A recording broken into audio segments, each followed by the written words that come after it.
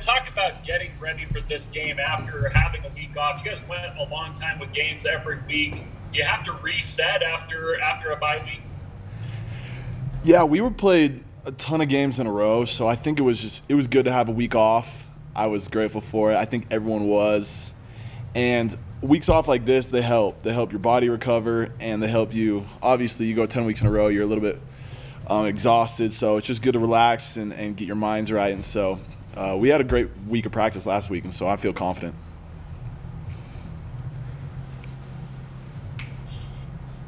Hey, Ben, what's it like traveling 2 time zones away to play? Is it a factor at all?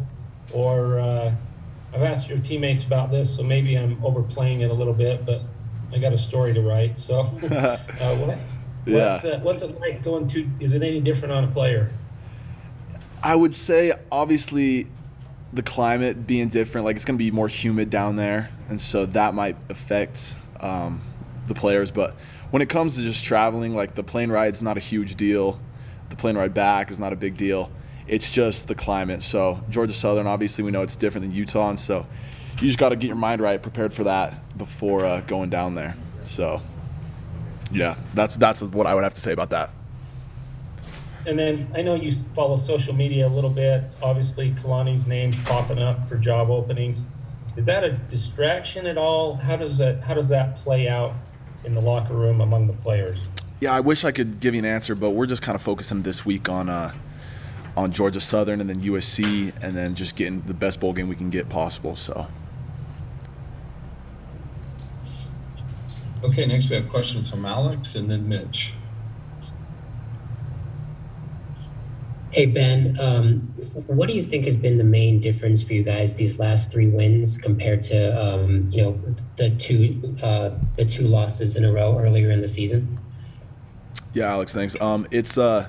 We've had some great weeks of practice, and I think obviously you get humbled a little bit by Baylor. I think after that loss, we just kind of realized, hey man, we got to get our stuff back together, get practicing hard, and keep doing the things that got us to our first initial 5 wins. So. We got a great coaching staff, and they put us in positions to win. And so just trusting those guys, trusting the guys around you, getting back to the weight room, getting strong, those are all things that contribute. In college football, it's brutal, right? Getting wins is hard to come by. So for us to go out there and play well these past 3 games, I'm super proud of how everyone's played, and it's been fun. It's been an exciting season.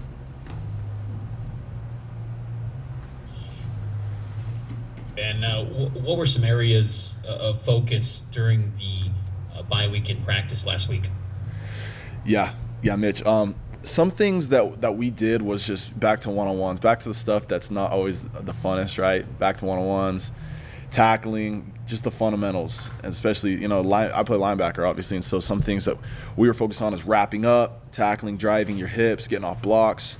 Those are things that you can control, and so doing things the right way, getting the fundamentals down, are going to make you a better football player. And then when they become second nature, you don't got to think about them. So doing those things last week is what we did, and then just kind of figuring out Georgia Southern, the game plan, what are we going to do, and so kind of getting the wrinkles out was what we did, and obviously resting and relaxing this weekend. So.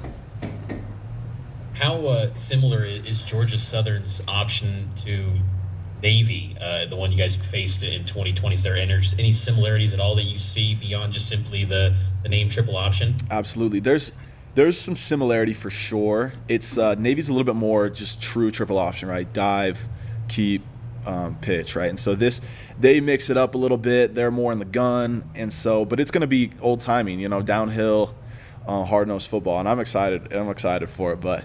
Yeah, they're tricky. They're great athletes down there. I mean, it's Georgia, so we're gonna have to bring our A game and prepare, and so it'll be fun. I'm excited.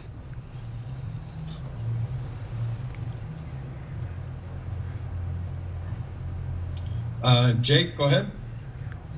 Ben, you talked about the fact you guys got back to fundamentals and your tackling. I think a lot of people have wondered about the whole idea of wrapping up. What is the philosophy for you guys? Is it the first guy wraps up, the other guys come in and try and punch the ball out? What is the philosophy from the coaches?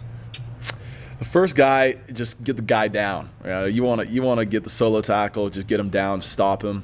And so That's huge. Obviously, you're looking for turnovers, and that's something that that's next level. You always got to be doing that. But first guy, get them down. If not, just swarm. The whole defense is you want to be, every hat on the ball. So getting everyone there is something huge. But if you can get the tackle down yourself, that's the biggest part. But wrapping up, that gives your teammates opportunities to get in there and clean up the tackle. So those are the fundamentals. Just tackle the guy and then stop. Keep your feet driving.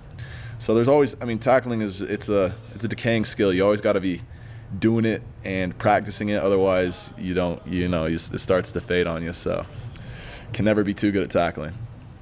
Fair enough. And then building off Mitch's question, you faced Navy last year. You also faced Coastal Carolina. And I asked Kalani if this was more of a similar option attack to what you saw from that kind of hybrid Coastal Carolina defense. I know you didn't play much, if at all, last year, but do you remember facing Coastal Carolina? So I was sitting on my couch in a sling, just sad as can be, just watching that. So I couldn't really tell you. They look good. The linebackers look good. So I wish I could give you an answer on that one, Jake, but apologize. No worries. Thank you. We've got time for one class question from Jake. Hey, Ben, I'm doing a little thing on Drew Jensen. I know you two have followed kind of the same path as far as Salt Lake boys and then injuries that just set you back.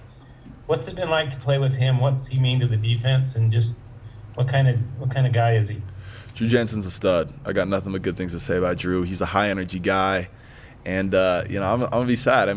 He's moving on, and so it's gonna be sad to see him go. But he'll be great in whatever he does. Super genuine guy, and so I'm excited for him. Whatever he tackles next in life, but he's for sure gonna be missed. And he's a great player. Fundamentally sound, great athlete, and so. It'll be sad to see him go, but he's been a stud, and City Boys, we up, so it's good to have him out there. He's got a good name too. Yeah, absolutely. Okay, Ben, thanks for joining us today. We appreciate your time. Absolutely appreciate you guys. Thank you.